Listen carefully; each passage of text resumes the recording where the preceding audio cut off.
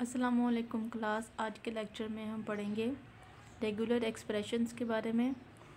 तो उससे पहले हम समरी डिस्कस कर लेते हैं। आर ई का मतलब है रेगुलर एक्सप्रेशन, ठीक है। Recursive definition of R E, recursive definition of regular expression defining languages by regular expression X static X plus A plus B whole static language of strings having exactly one a, language of strings of even length। ये कुछ examples ना हमने पहले भी discuss कर ली हुई हैं, तो इसको मैं अब यहाँ पर जो है एक्सप्लेन कर देती हूँ कि क्या हमने डिस्कस किया था। पहले हमने कौन सी एग्जांपल्स देखी थी। Language of strings having exactly one A, ऐसी स्ट्रिंग जिसमें ए आता हो, ठीक है। Language of strings of even length, ऐसी स्ट्रिंग जिसकी जो लेंथ है वो इवन होनी चाहिए, उसमें कोई भी लेंथ ओड नहीं होनी चाहिए। ये कुछ रिस्ट्रिक्शंस होती हैं। जब भी आपको कोई स्ट्रिंग बनाने के लिए कोई इनपुट दी जाती है, उस इनपुट को उस आपने रिस्ट्रिक्शन के मुताबिक, उस कंडीशन के मुताबिक इम्प्लीमेंट करना होता है। जैसे कि यहाँ पर देखें, language of strings having even length, कि ऐसी स्ट्रिंग आपने जनरेट करनी है जिसकी जो लेंथ होगी वो इवन होगी, ठीक है। Language of strings of odd length, ऐसी स्ट्रिंग्स की आपने लैंग्वेज जनरेट करनी है जिसकी लेंथ ओड होगी। मीन्स जैसे कि 1 3 5 7, ये उसकी लेंथ होनी चाहिए। Regular expression defining unique language, ऐसी लैंग्वेज जो कि यूनिक हो। Language of strings having at least one A, ऐसी लैंग्वेज जिसमें कम अज़ कम एक ए लाजमी हो, ठीक है। एक ए लाजमी होना चाहिए, इससे ज़्यादा भी हो सकते हैं, लेकिन एटलीस्ट वन ए का मतलब है कि कम अज़ कम एक ए लाजमी होना चाहिए उसमें। Language of strings having at least one A and one B, ऐसी लैंग्वेज जिसमें एटलीस्ट वन ए और वन बी लाजमी होना चाहिए। वन से ज़्यादा भी हो सकते हैं, लेकिन एटलीस्ट वन ए और वन बी लाजमी होना चाहिए।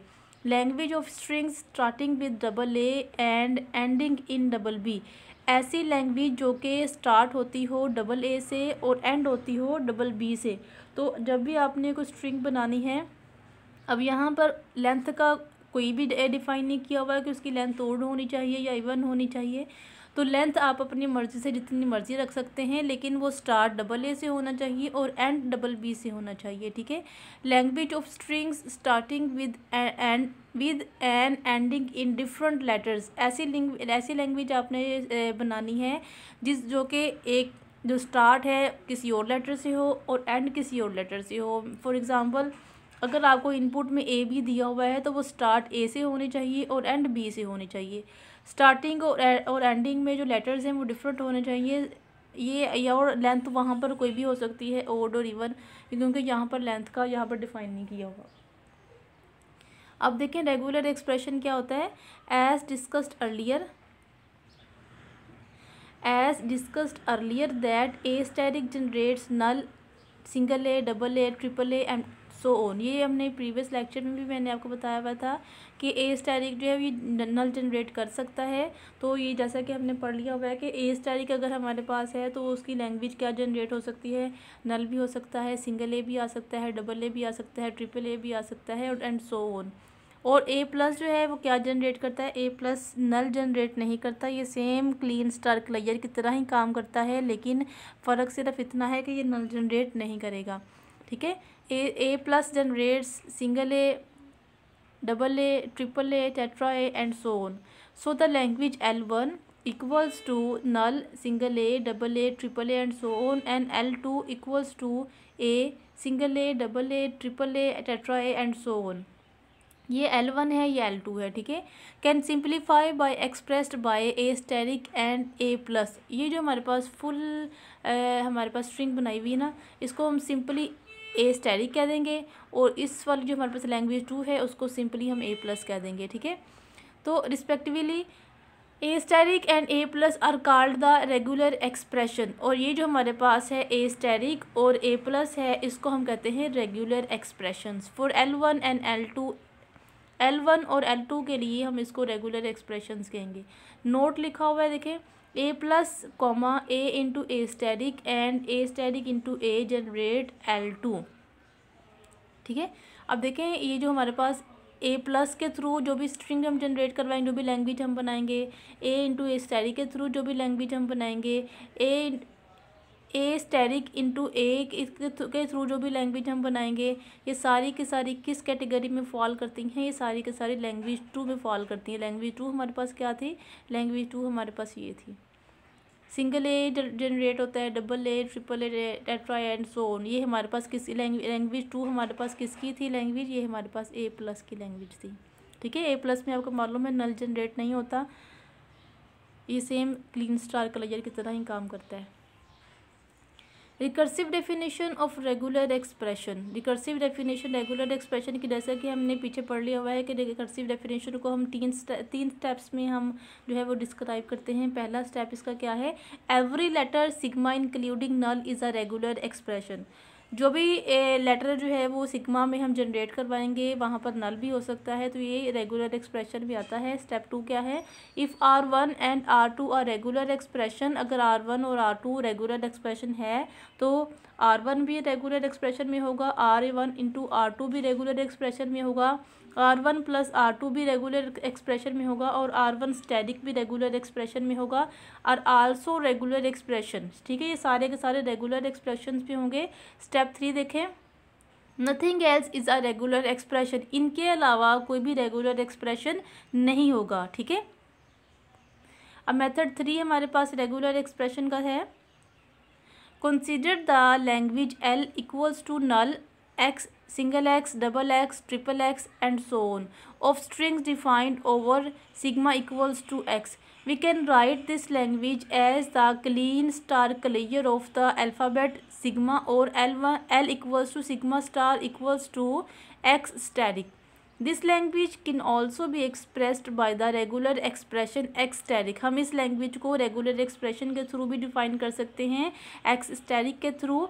Similarly, the language L equals to X, single X, double X, triple X and so on defined over sigma equals to X can be expressed by the regular expression X plus। ये बच्चों वही बातें ना बार बार किसी और वे में बताने की भी कोशिश कर रहे हैं कि अगर आपको जैसे कि एक ही कंसेप्ट है कि अगर स्टेरिक आ जाएगा तो उसमें नल जनरेट हो सकता है, अगर प्लस आ जाएगा तो नल जनरेट नहीं होगा। ठीक है, तो यहाँ पर वही चीज़ें बार बार मुख्तलिफ़ तरीक़ों से आपको बताने की कोशिश कर रहे हैं ताकि आपका जो कंसेप्ट है क्लीन स्टार का और प्लस ऑपरेशन का क्लियर हो जाए कि स्टार अगर कहीं आ जाए तो आपने वहाँ पर कौन सी लैंग्वेज जनरेट करवानी है, अगर प्लस ऑपरेशन आ जाए तो वहाँ पर कौन सी लैंग्वेज जनरेट होगी। ठीक है, Now consider another language L consisting of all possible terms strings defined over sigma equals to a b। अब यहाँ पर देखें पहले इनपुट हमारे पास सिंगल थी, मींस जैसे पहले इनपुट हमारे पास सिर्फ x के ऊपर थी। अब यहाँ पर देखिए इनपुट के लिए 2 लेटर्स का इस्तेमाल किया जा रहा है, a b। This language can also भी expressed by the regular expression. हम इस लैंग्वेज को भी रेगुलर एक्सप्रेशन के तौर पर एक्सप्लेन कर सकते हैं, जैसा कि देखें a plus B whole static. Now consider another language, दूसरी लैंग्वेज अगर हम देखें L of strings having exactly 1A, अगर उसमें एग्जैक्टली 1A हो तो defined over A B, then it's regular expression में B static A B static. देखिए उसका रेगुलर एक्सप्रेशन ये भी हो सकता है B static A B static. देखिए उन्होंने कहा ऐसी लैंग्वेज इसमें एग्जैक्टली 1A यानी कि एक A होना चाहिए। अब बी स्टैटिक ए इंटू बी स्टैटिक। अब देखिए स्टैटिक का आपको मालूम है कि स्टैटिक है तो नल जनरेट हो भी सकता है, नहीं भी हो सकता, तो एक ए लाजमी आ रहा है, ए के ऊपर आपको स्टार नज़र नहीं आ रहा, तो इसका मतलब है एक ए तो लाजमी आ रहा है ना, तो ये बी स्टैटिक और बी स्टैटिक जो है अगर आ भी जाएँ तो फ़र्क नहीं पड़ता। इन्होंने कहा एग्जैक्टली 1A होना चाहिए उसमें, तो कंडीशन के मुताबिक आपने रेगुलर एक्सप्रेशंस बनाने। ठीक है, ये बच्चों बहुत इंटरेस्टिंग है, इसको आप जो है वो ज़रा गौर से पढ़ने की कोशिश करेंगे। एक दफ़ा कंसेप्ट क्लियर हो गया तो इसके रेगुलर एक्सप्रेशन बनाने में, इसकी मशीन्स ड्रा करने में बहुत ज़्यादा मज़ा आता है, इंटरेस्ट होता है बंदे का। ठीक है, इसमें लेकिन नाउ कंसिडर है अनदर लैंग्वेज। अगर दूसरी लैंग्वेज को अगर हम देखें of even length defined over, even length होनी चाहिए उसमें, ठीक है, defined over A B, then it's regular expression में B A plus B into A plus B whole asterisk. देखिए यहाँ पर A plus B into A plus B whole asterisk, यहाँ पर इसका इवन लेंथ जो है इस तरह से भी हम जनरेट करवा सकते हैं।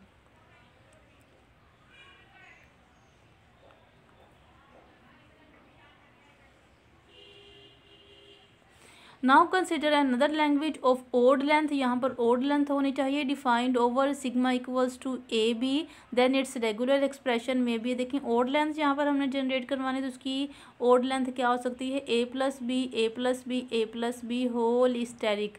देखिए यहाँ पर जो है ए प्लस बी इंटू ये ए प्लस बी और ए प्लस बी होल स्टेरिक में है, और ये वाला ए प्लस बी जो है वो बाहर है। तो इसका मतलब है या तो वन जो है आपको मालूम है कि ये ओड हमारे पास ओड नंबर है, तो ये वाला ए प्लस बी तो लाजमी होगा, और ये वाला A plus B whole asterisk optional है। मीन्स स्टेरिक लगा हुआ ना इसके ऊपर, तो नल भी जनरेट यहाँ पर हो सकता है। या फिर हम इसको इस तरह से भी लिख सकते हैं, वही आपकी एसोसिएटिव जो प्रॉपर्टी है उसका इस्तेमाल करते हुए, ए प्लस बी होल स्टेरिक पहले लिख लिया और ए प्लस बी उसको हमने बाद में लिख लिया। तो ये भी हमारे पास ओड लेंथ में हम उसको एक लैंग्वेज रेगुलर एक्सप्रेशन जो है वो बना सकते हैं, ठीक है।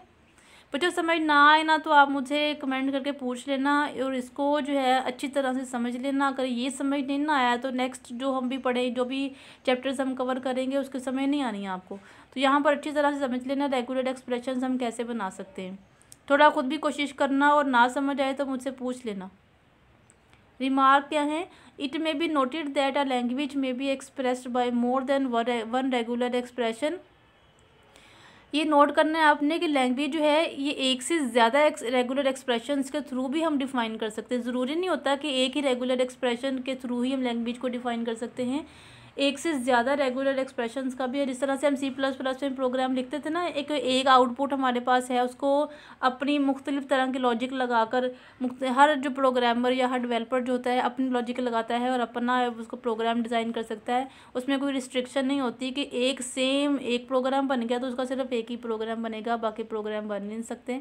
तो मुख्तलिफ तरह के हर लॉजिक हर डेवलपर जो है अपनी लॉजिक लगाकर प्रोग्राम डिज़ाइन करता है। सेम उसी तरह से जब रेगुलर एक्सप्रेशन बनाना होता है ना, सिर्फ आपने कंडीशन को देखना है, उस कंडीशन के मुताबिक आपने रेगुलर एक्सप्रेशन बना देना है। ज़रूरी नहीं है कि एक कंडीशन के लिए सिर्फ एक ही रेगुलर एक्सप्रेशन हो, एक से ज़्यादा रेगुलर एक्सप्रेशंस भी आप बना सकते हैं, ठीक है। While given a regular expression there exist a unique language generated by that regular expression. For example, consider the language defined over sigma equals to AB of words having at least one A may be expressed by a regular expression। इसमें देखिए एक A at least one A, कम अज़ कम एक A होना चाहिए, और एक से ज़्यादा A भी हो सकते हैं। उसके लिए रेगुलर एक्सप्रेशन देखिए कौन सा बनाया हुआ है, A plus B whole asterisk into A plus B whole asterisk. देखिए ए के ऊपर जो सेंटर में ए है ना, उसके ऊपर कोई भी स्टेरिक नहीं लगाया हुआ, ये ए तो लाजमी रहेगा एक्सप्रेशन में। जब भी लैंग्वेज इसकी इस एक्सप्रेशन की हम लैंग्वेज बनाएंगे ना, ये वाला ए लाजमी रहेगा, और ये वाला जो साइडों पे हमारे पास ए प्लस बी होल स्टेरिक है ना, ये स्टेरिक की वजह से ऑप्शनल हो गए हैं। मीन्स यहाँ पर नल जनरेट हो सकता है। Consider the language defined over sigma equals to AB of words having at least one A and one B। कम अज़ कम एक A होना चाहिए, कम अज़ कम एक B होना चाहिए। इसको हम किस तरह से एक्सप्रेस कर सकते हैं, A plus B whole asterisk. देखिए A plus B whole asterisk A into A plus B whole asterisk into B A plus B whole asterisk. देखिए एक ए और एक बी लाजमी जनरेट हो रहे हैं, बाकी जो हमारे पास ए प्लस बी स्टेरिक है वो नल भी जनरेट कर सकते हैं, क्योंकि स्टेरिक उनके ऊपर हमने रखा हुआ है। Plus A plus B whole asterisk B into A plus B whole asterisk into A plus B whole asterisk. इस तरह से भी रेगुलर एक्सप्रेशन हम लिख सकते हैं कि कम अज़ कम एक ए हो और कम अज़ कम एक बी हो। अब सेंटर में ये जो प्लस का साइन आपको नज़र आ रहा है ना, इस प्लस का मतलब है कि या तो ये वाला एक्सप्रेशन जो है एग्जीक्यूट होगा या फिर ये वाला एक्सप्रेशन एग्जीक्यूट होगा। दोनों expression at a time execute नहीं होंगे, ठीक है।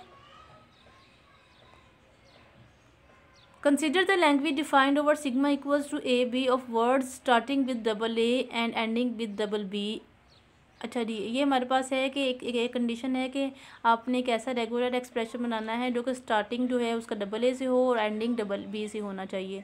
तो इसको किस तरह से हम बनाएंगे, देखें डबल ए से स्टार्ट हो रहा है, प्लस बी होल स्टेरिक है, डबल बी पे एंड हो रहा है, ठीक है। Consider the language defined over sigma equals to A B of words starting with A and ending in B, और starting with B and ending in A. अच्छा जी, स्टार्ट ए से होना चाहिए, एंड बी से होना चाहिए, या ए बी से स्टार्ट हो और एंड जो है वो ए से होना चाहिए। मीन्स उसका स्टार्टिंग और एंडिंग अल्फ़ाबेट जो है वो डिफरेंट होना चाहिए। तो उसको हम किस तरह से लिख सकते हैं, देखें A into A plus B static B, plus B into A plus B static whole static into A. अब सेंटर में प्लस का मतलब है कि या तो ये वाला एक्सप्रेशन लेफ्ट हैंड वाला एक्सप्रेशन एग्जीक्यूट होगा या फिर राइट वाला एक्सप्रेशन एग्जीक्यूट होगा। दोनों expressions at a time execute नहीं होंगे, ठीक है। तो ये था हमारा आज का लेक्चर जिसमें हमने रेगुलर एक्सप्रेशंस के बारे में पढ़ा। आई होप कि आपको अच्छी तरह से समझ आई होगी। अगर किसी पॉइंट की समझ नहीं लगी तो आप मुझसे पूछ लीजिएगा। अच्छी तरह से कंसेप्ट क्लियर कीजिएगा और मुख्तलिफ़ तरह की कंडीशंस आप लगाकर रेगुलर एक्सप्रेशंस बनाने की कोशिश कीजिएगा। अपना ख्याल रखिएगा, दुआओं में याद रखिएगा। टेक केयर, अल्लाह हाफिज़।